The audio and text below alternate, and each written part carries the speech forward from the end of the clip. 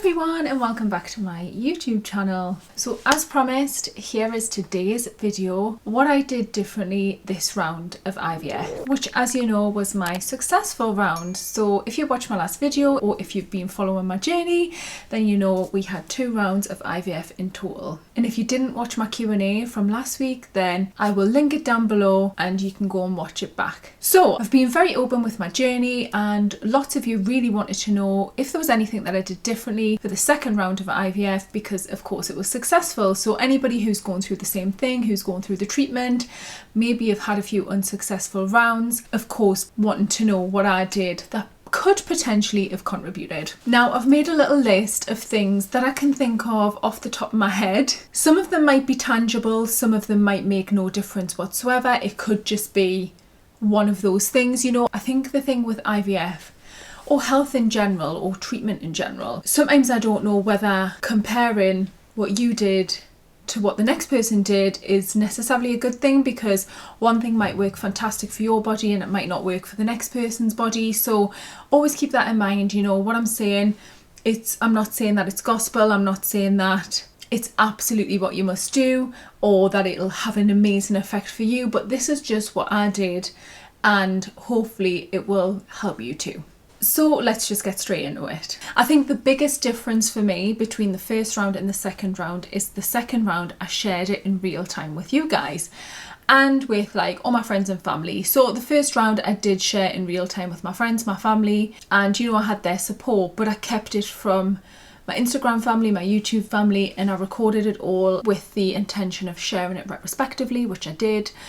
And of course, you know the outcome of that one. And then we had, I guess, maybe like a month, maybe about 6 weeks off IVF. And that's when we went to New York and I got engaged and it was just lovely.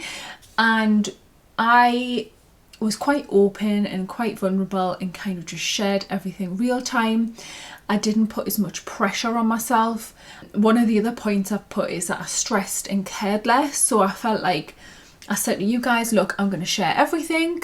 But then equally, I wasn't as intent on recording everything.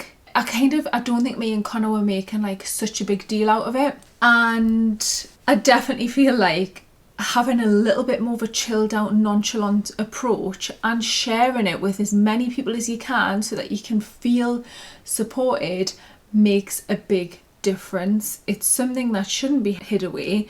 And I know obviously people have different circumstances. You might be watching this and have like a small circle. You might be watching this and have like 100 friends and family. You might be watching this and you might have a following too. And I understand why influencers, content creators keep their journey to themselves until they know the outcome, because I did it for the first round. But I would definitely say sharing that and being able to get that collective, like almost like generation of collective positivity and baby vibes and like just good intention really sent your way. I honestly believe that helped. I really, really did. My sharing and my vulnerability helped so many of you guys, which I'm so happy about. I've had so many messages and I hope it continues to help people who are going through this journey, because it can be scary and it can be lonely. But I honestly believe sharing with you guys really, really, really helped me. And it took the secrecy away from it. It took the intensity away from it. Of course, it was still an incredibly, incredibly intense process, but it just didn't feel as heavy the second round. And it could be because you know what you're doing. You've been through it before. You've got this. But yeah, I definitely feel like that helped. And with that, I also put that I didn't overthink it. So I think in the first round, you're literally overthinking. You're thinking of every scenario. You know, you're trying to preempt what's going to happen. But like I've just said, because you've been through it before, because you've almost got less attachment to the outcome, because you are a little bit more, let's just see how it goes, I think your body relaxes into it a bit more. I was also kindly gifted some gorgeous stuff from a few online friends. At Christmas, one of my best friends from London sent me a baby blanket, and there's an old wives' tale that you put the baby blanket under the Christmas tree and by next Christmas you'll have manifested your baby. And there's also another old wives' tale where you can wrap a present up for your baby, write your Christmas wish on for next year and put that under the tree. And I did that on Christmas Day too. My mum also bought us like a lovely little knitted blanket with a knitted like doll and like a lovely baby grow personalised, and we'll put that under the tree too. So it was very symbolic, and I'm a very spiritual person. I'm very much into like symbolism and good omens and things that can really make you feel just good, whether scientifically proven or not, that just make you feel like you're doing something that could positively affect the outcome. That was something that I got off my friend and something that I got off my mum, and then something we basically bought some little booties from New York and we'll wrap them up.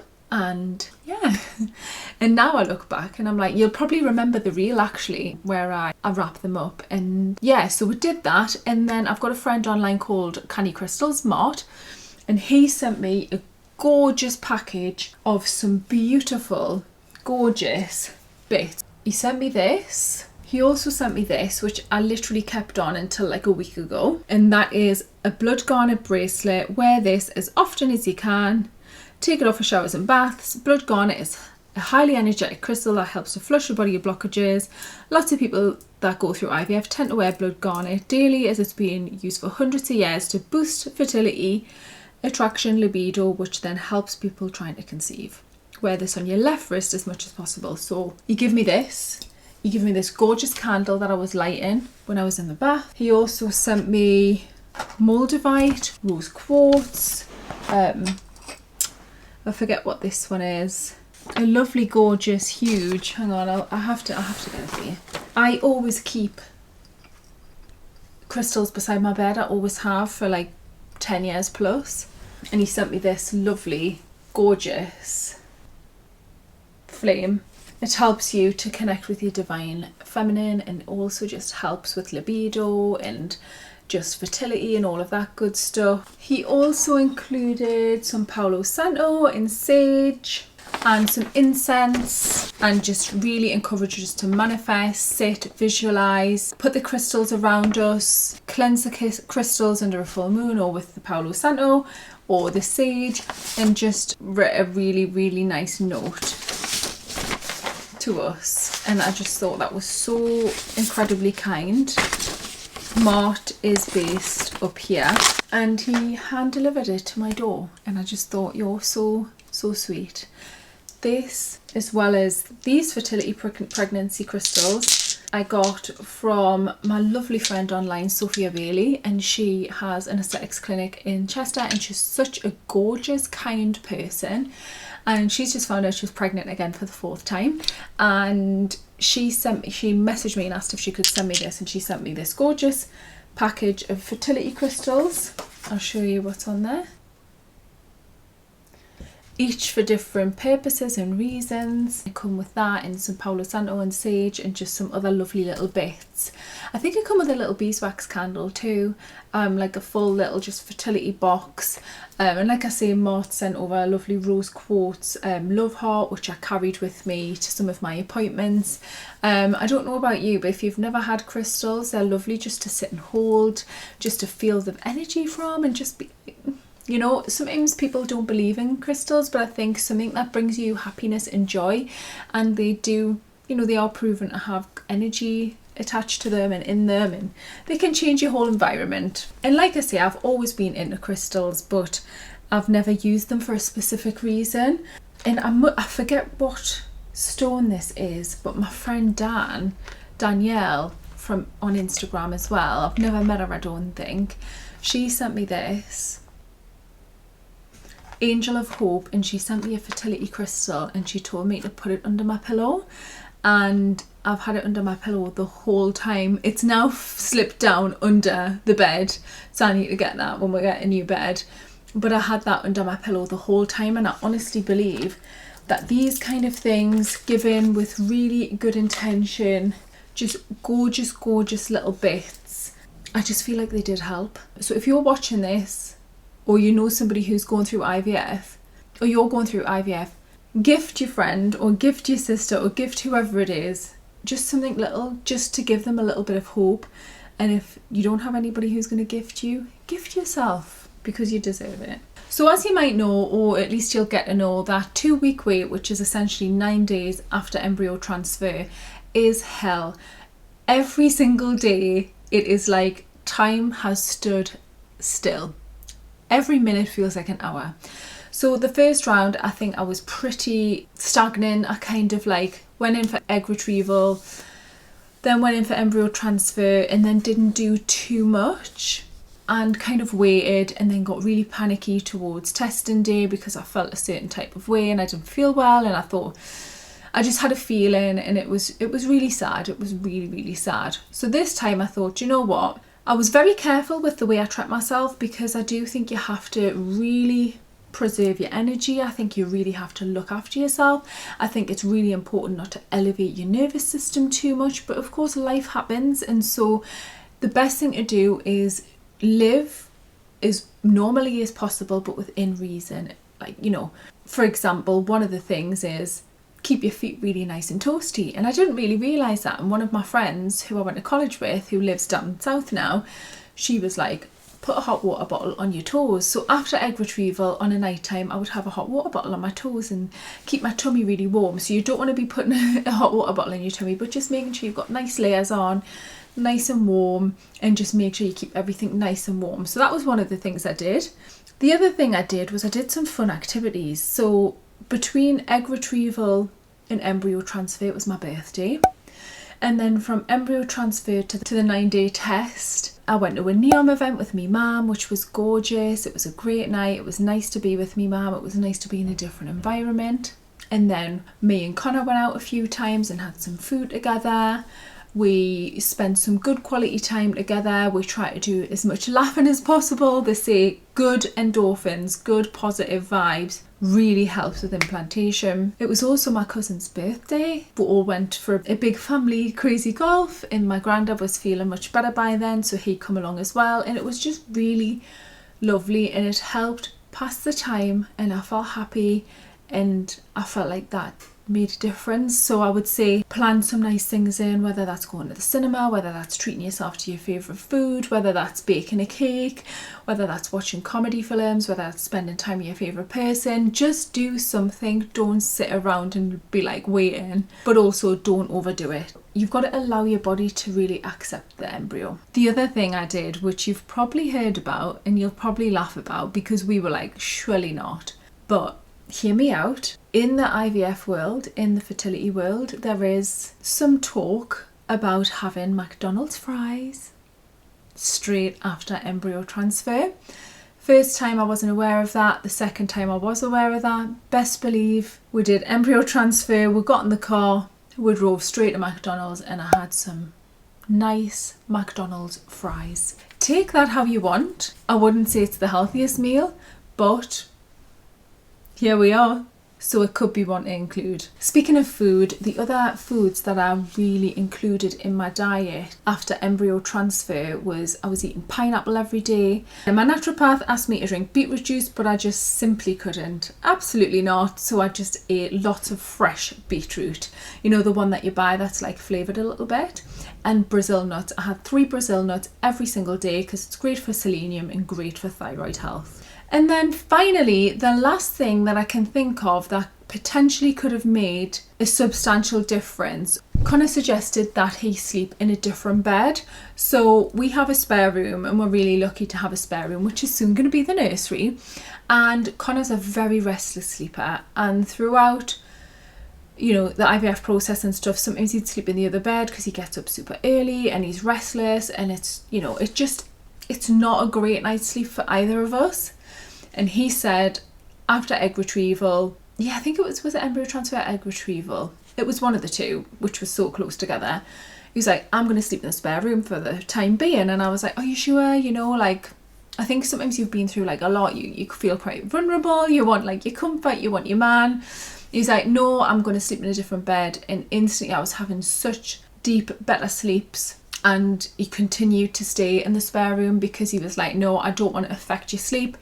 Sleep is so important for overall health, but just in general for you going through this process and wanting the embryo to really implant and stick and be a viable pregnancy. So chuck your other half onto the sofa or onto the spare bed, or even get like an air bed and just be like, you can sleep on that for a few weeks.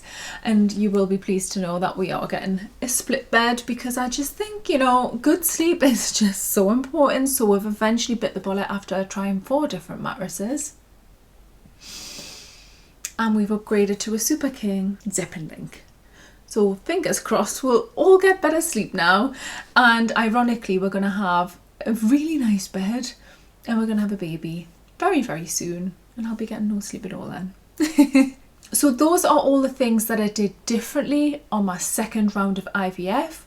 I was going to talk about supplements in this video. However, my supplements remain the same throughout both cycles. So I think what I might do is I might leave my supplements down below, and I might include a link to my naturopath's website too, because as I've mentioned before, she's been managing like my thyroid antibodies, my gut health, strengthening my body throughout the IVF process, but also preparing my body to accept the embryo, and she's fantastic. So I do have almost like a prescription from her, which is supplements that help lower my antibodies, with helping keep my gut strengthened, and with just keeping me really balanced. But in general, I've been using Well Nutrition Pregnancy and New Mother supplement and the Omega Pregnancy and New Mother supplement for probably about nearing on like a year and a half, 2 years now. So my stores are really good and really high, and I actually have a discount code. This video is not sponsored or anything like that, but I do have a discount code which I can leave below for you if you want.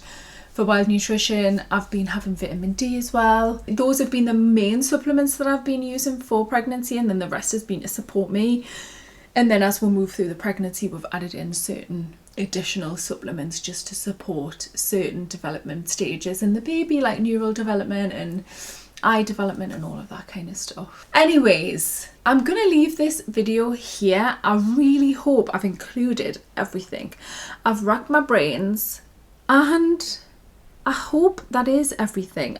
I think the final note that I'm going to say is boundaries are everything. I feel like I had boundaries in my first cycle and my second cycle, but if it doesn't feel right, don't do it. Get comfortable with saying no and prioritize yourself.